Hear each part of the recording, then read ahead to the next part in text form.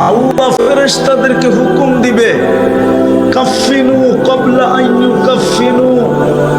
দুনিয়ার মানুষ কাফন পড়াক আর না পড়াক, তোমরা জান্নাতেরটা পড়ায় দাও। সাল্লু ক্বাবলা আন ইউসাল্লু। দুনিয়ার মানুষ জানাজার নামাজ পড়ুক আর না পড়ুক, তোমরা পড়া ফেলো। তোমরা বলতে কে? ফেরেশতাদেরকে বলবে। তারপরে বলবে কুমু সুফুফান ইলা কবরিহি ওয়াস্তাকবিলু। কবর পর্যন্ত দুই লাইনে দাঁড়াও আর আমার বান্দা বান্দির শরীরটাকে স্বাগত জানাও। যখন লাশ কবরের পাশে যাবে তো কবর বলবে ইদান উহাব্বিলু লাকা বাতনি খদরা।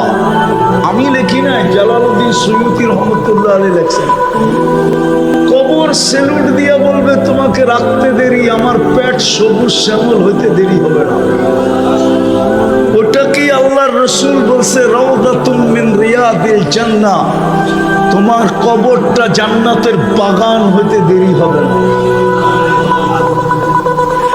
তারপরে আমি ভাঙ্গা ভাঙ্গা বলতেছি, কবরে রাখার পরে একটু পরেই ফেরেশতা আইসা বলবেন নাম কানাউমাতিল আরুস, নতুন দুলার মতো ঘুমায়া যা, কিয়ামতের দিন সকালে তোকে উঠাবো।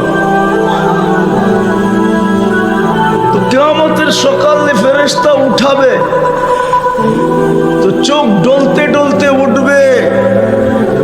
সুবে সাদেক হওয়ার সাথে সাথে উঠাবে, সূর্য উঠার আগে। সুবে সাদেক হওয়ার সাথে সাথে উঠাবে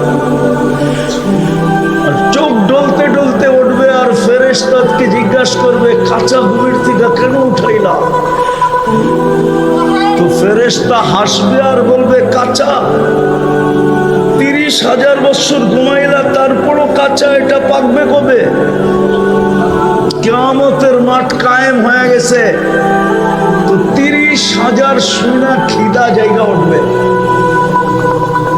জিজ্ঞাসা করবে কোথায় যাব? তো তাহতা আরশির রহমান ওয়া ফুতুরুকুম ইয়াবরুদ, আল্লাহর আরশের নিচে যাবে, তোমাদের নাস্তা ঠান্ডা হইতেছে, চলো। যায়া আমনা সামনা বসবে। এরকম তাবলিগে দেখেন না, দস্তরখানের দুই দিকে বসে এরকম বসবে। জান্নাতের মাছের কলিজার কাবাব আর জান্নাতের রুটি খাইতে থাকবে, আরেক দিক দিয়ে হিসাব কিতাব কমপ্লিট হয়ে হাতে চলে আসবে। মজহুলের সিগার দেওয়া হবে। ডাইন হাতে যখন আমলনামা দিয়া দিবে তো একজন আরেকজনকে চিৎকার দিয়া বলবে, হা, এটা হলো খুশির চিৎকার।